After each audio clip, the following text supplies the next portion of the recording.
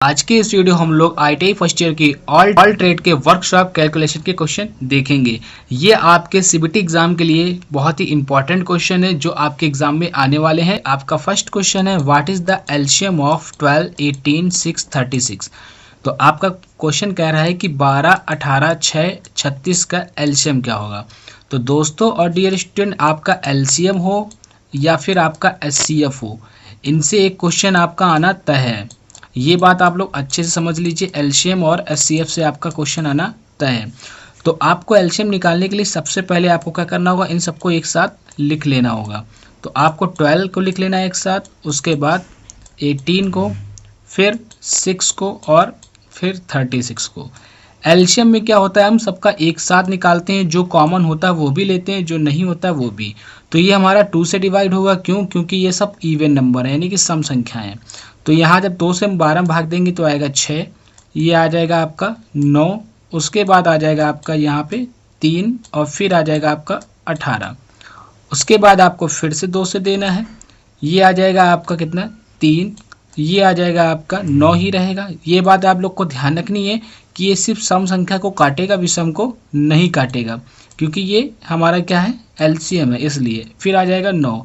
अब अगली संख्या हम लोग 3 से भाग देंगे तो ये आ जाएगा आपका कितना, 3 से जब भाग देंगे तो आएगा 1, ये आ जाएगा आपका 3, ये भी आ जाएगा आपका 1 और ये आ जाएगा आपका 3।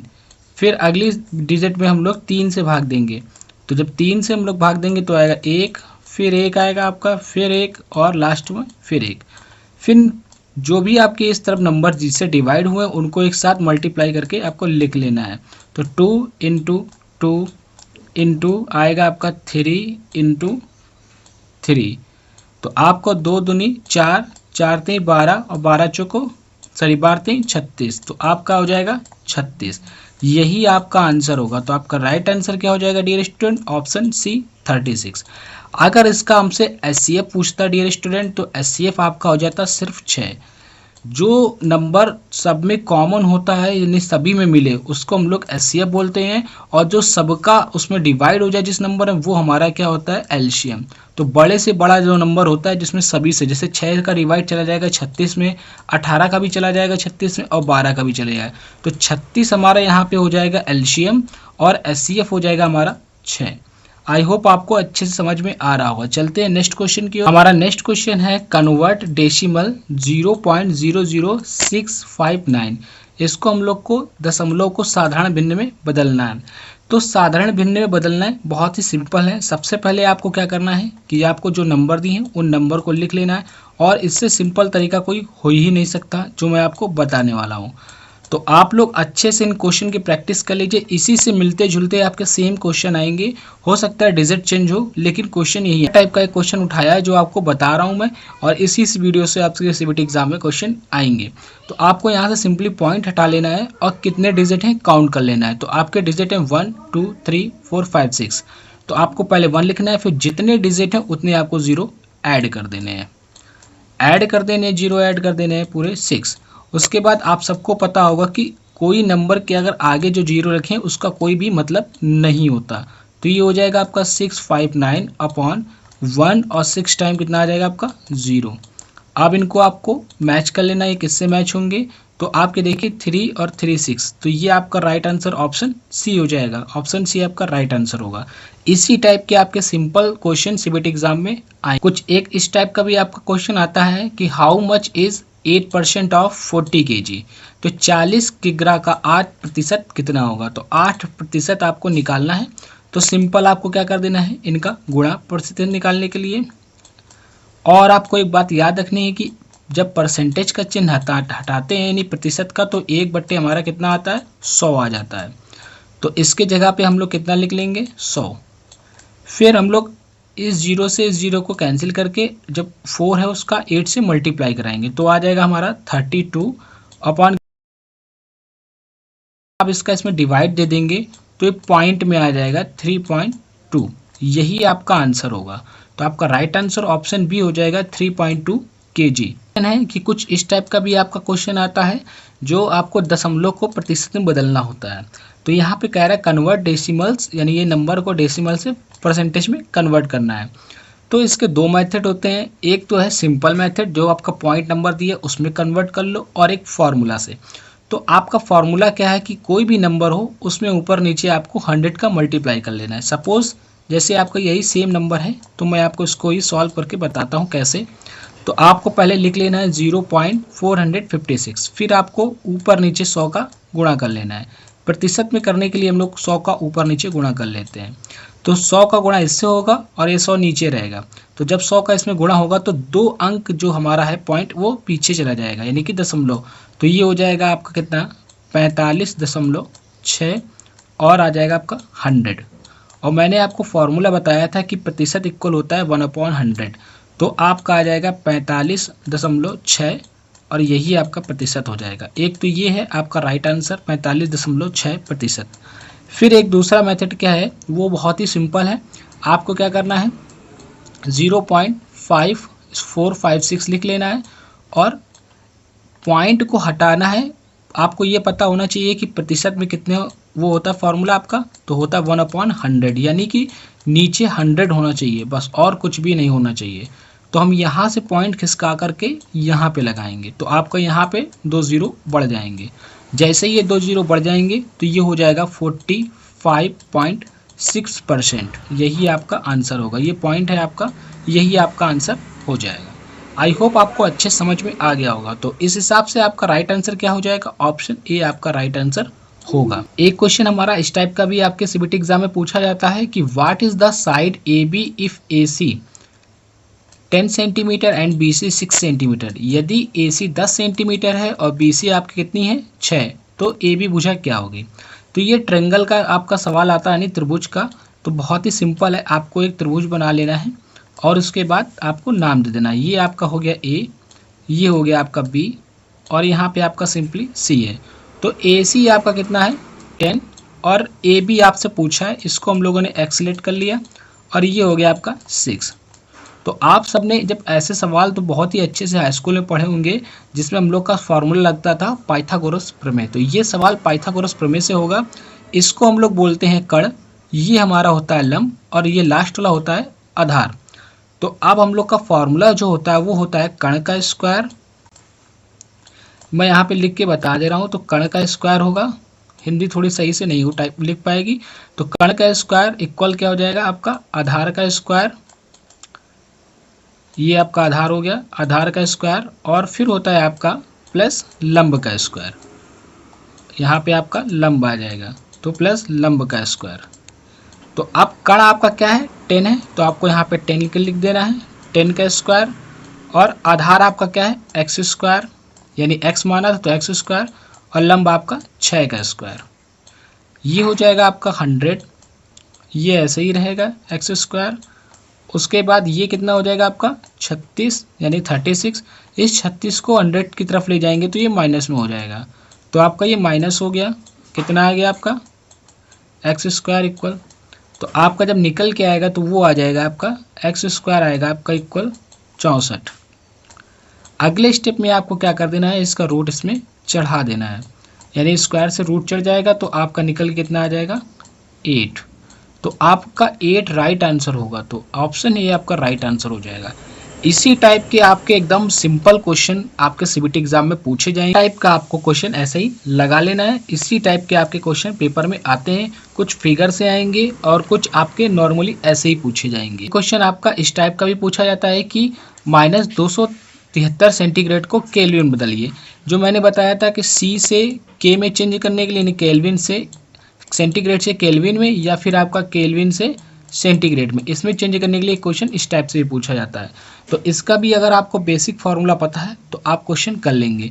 तो अभी आपको केल्विन में बदलना है। तो के इक्वल आपका फार्मूला होता है, बहुत ही सिंपल है। के इक्वल आपका फार्मूला होगा सी प्लस 273। अब आपको क्या करना है, सी की वैल्यू पुट कर देनी है। तो सी की वैल्यू है -273, उसके बाद आपका आ जाएगा प्लस 273। अब क्या होगा आप सबको पता है, एक प्लस एक माइनस तो घट के कितना आ जाएगा 0। तो आपका के का मान क्या हो जाएगा 0। तो यही आपका हो जाएगा 0 केल्विन। तो आपका राइट आंसर ऑप्शन ए होगा। अगर इसी जगह आपसे पूछा होता कि सी की वैल्यू बताइए तो आपको इधर इसको भेज देना था। तो आपका सी इक्वल फार्मूला हो जाता k माइनस 273, तब आपका फार्मूला हो जाता है k माइनस 273। तब आप ये लगाते, ये वाला फार्मूला आप तब यूज़ करते। कोई भी अगर किसी भी क्वेश्चन में डाउट हो तो कमेंट करके आप पूछ सकते हैं। आपका नेक्स्ट क्वेश्चन है what is the total resistance if 3 resistance of 3 ohms, यानी आपसे पूछा है कि टोटल प्रतिरोध कितना होगा और आपको 3 ओम, 9 ओम, 5 ओम जो हैं वो श्रृंखला में जुड़े हैं। तो आपको ये बात ध्यान रखनी है, जो श्रृंखला होती है वो हम श्रेणी क्रम बोलते हैं। ये बात आपको याद रखनी है, कहीं भी अगर श्रृंखला लिख के आ रहा तो वो श्रेणी क्रम में है, और अगर श्रृंखला नहीं लिख के आ रहा या फिर श्रेणी क्रम लिख के नहीं आ रहा तो वहाँ समांतर क्रम या पैरेलल लिख के आता है, तो उसको हम लोग बोलते हैं समांतर क्रम।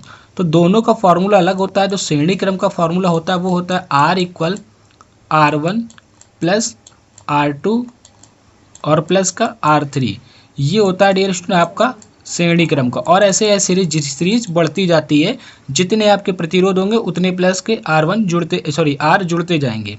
ऐसे ही आपका होता है उसमें फॉर्मूला समांतर क्रम में 1/R इक्वल होता है 1/R1 और प्लस का 1/R2 और प्लस का क्या हो जाएगा 1/R3।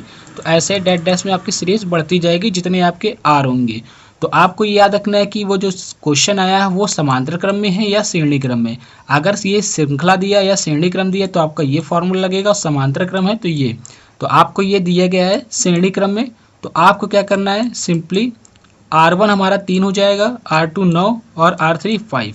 तो इन तीनों को हम लोग जोड़ देंगे, तो 3 + 9 और प्लस का हो जाएगा आपका 5। तो ये जुड़ के कितने आ जाएंगे आपके, तो 9 3 12, 12 5 कितना हो जाएगा 17। तो आपका जो टोटल प्रतिरोध निकलेगा वो निकल के आएगा 17। यही आपका राइट आंसर होगा। इस टाइप का भी आपसे क्वेश्चन फिजिक्स से आता है, तो आपका राइट आंसर ऑप्शन सी हो जाएगा। किसी भी क्वेश्चन में अगर कोई डाउट हो तो कमेंट करके जरूर पूछिए। आपका नेक्स्ट क्वेश्चन है what is the area of a square whose side is 18 centimetre. तो उस वर्ग का क्षेत्रफल क्या है जिसकी भुजा 18 है। तो आपको यहाँ पे वर्ग का क्षेत्रफल पूछा है, तो वर्ग का परिमाप, वर्ग का क्षेत्रफल या वर्ग की भुजा, इस टाइप से अगर आपका क्वेश्चन आता है तो आपको वर्ग का फॉर्मूला पता होना चाहिए। तो वर्ग का जो क्षेत्रफल होता है वो होता है भुजा स्क्वायर, ये आपको पता होना चाहिए। वर्ग का क्षेत्रफल क्या होता है, भुजा स्क्वायर। बहुत लोग साइड स्क्वायर बोलेंगे या ए स्क्वायर, तो बात एक ही है, आपने भुजा को ए माना है या इंग्लिश में साइड स्क्वायर बोल दें। तो अब भुजा आपकी कितनी 18, तो स्क्वायर 18 का कितना हो जाएगा 18 × 18, यानी स्क्वायर का मतलब 2 बार। तो 18 × 18 करेंगे तो आपका आ जाएगा 324 सेंटीमीटर स्क्वायर। यही आपका राइट आंसर होगा। तो ऑप्शन डी आपका राइट आंसर हो जाएगा। अगर आपसे वर्ग का क्षेत्रफल पूछता तो आपका क्षेत्रफल यही होता है, और अगर आपसे परिमाप पूछता तो 4 × साइड होता है, यानी कि 4 × a या 4 × साइड ये परिमाप होता है। इसी टाइप के आपसे क्वेश्चन वर्ग या आयत से पूछे जाते हैं। अब यहाँ पे आपका नेक्स्ट जो क्वेश्चन आ गया है वो है आयत का। तो उस आयत का परिमाप क्या है जिसकी लंबाई और चौड़ाई आपको दे रखी है। तो परिमाप मैंने बताया किसी भी चीज़ का परिमाप हो, चाहे वो आपका सर्कल हो चाहे किसी भी चीज़ का हो, तो पूरी जो लंबाई चौड़ाई जो होती है वो सबको जोड़ देना। तो परिमाप ये वाली भुजा, ये वाली भुजा, ये सारी भुजाओं को जोड़ देता है। तो आयत का नियम क्या होता है कि आमने सामने की भुजाएं बराबर होती हैं। तो चौड़ाई दे रखी है और लंबाई, तो या हम 20 को 2 बार जोड़ेंगे और 18 को 2 बार, या फिर फॉर्मूला हमारा जो होता है 2 यहाँ L + B होता है, यानी कि 2 का गुणा कर देंगे। तो यहाँ पे हम क्या करेंगे 2 और L हमारी हो जाएगी कितनी 18 हो गई, और चौड़ाई 20 होगी हमारी L और चौड़ाई होगी 18। तो यहाँ पे आ जाएगा 20 + 18। अब इनको हम लोग क्या कर देंगे जोड़ देंगे। तो 2 × कितना हो जाएगा 38, और 38 दूनी कितना होता है आप सबको पता होगा 76। तो आपका राइट आंसर कितना हो जाएगा ऑप्शन सी 76। ऐसे ही आपके क्वेश्चन आयत से पूछे जाते हैं। अभी आपका यहाँ पे ये पूछा गया है, या फिर अगर आपको इसका क्षेत्रफल पूछता तो आपका जो क्षेत्रफल का फॉर्मूला होता है वो L × B होता है, लंबाई गुणे चौड़ाई, ये आपका फॉर्मूला होता है क्षेत्रफल का। और आपका परिमाप का ये आयत और वर्ग से इसी टाइप के क्वेश्चन आपके पेपर में आते हैं। आपका नेक्स्ट क्वेश्चन है what is the area of a circle of diameter 50 centimetre. तो 50 सेंटीमीटर वाले एक वृत्त का क्षेत्रफल कितना है।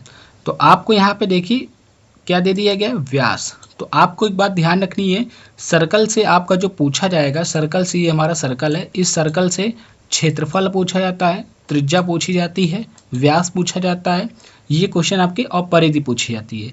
तो ये 4 टाइप के आपके क्वेश्चन इससे बनते हैं और इसमें पूछे जाते हैं। तो आप एक टाइप का क्वेश्चन लगा लीजिए और फॉर्मूला आपको पता होगा तो आप कोई भी क्वेश्चन आसानी से कर सकते हैं। तो आप जब इसको मैं बताता हूँ तो उसके आपका आर का जो फार्मूला होता है वो होता है d/2। आर यहाँ हमारी त्रिज्या है और डी जो है हमारा व्यास है। अब इसी से अगर डी पूछेगा तो डी इक्वल हो जाएगा 2r। तो यहीं से सारे फॉर्मूले आप ऐसे बना सकते हैं। तो आपका डी कितना है 50, और आप जब वैल्यू रखेंगे 2 की तो कितना आ जाएगा काट के आपका 25। तो आपका आर का मान 25 आ गया। अब आर ही मैंने क्यों निकाला, क्योंकि वृत्त का जो क्षेत्रफल होता है वो होता है πr², ये आपका फार्मूला होता है। तो पाई का मान आप रख सकते हैं 3.14 या फिर 22/7, उससे कोई दिक्कत नहीं है। आर का मान आपने रख दिया 25 × 25। अब क्या करेंगे आप लोग, 25 × 25 को गुणा कराएंगे और इसका, तो 3.14 × 625। अब इसका आपस में गुणा कराने पर आपका जो आंसर आएगा वो इनमें से मैच करेगा। तो जब आप 3.14 × 625 का मल्टीप्लाई करा देंगे तो आपका निकल के आएगा 1962.5, ये आपका निकल के आएगा। तो यही आपका राइट आंसर हो जाएगा। तो आपका इनमें से जो भी मैच करेगा वो राइट आंसर होगा। तो ऑप्शन डी आपका राइट आंसर होगा। अब आपसे यहाँ पे ये भी क्वेश्चन पूछेगा, इसकी परिधि क्या होगी, तो होती है 2πr, ये आपका फार्मूला होता है। तो ये आपको याद रखना है 2πr। तो ऐसे ही इससे क्वेश्चन पूछे जाते हैं और बहुत ही सिंपल पूछे जाते हैं क्वेश्चन।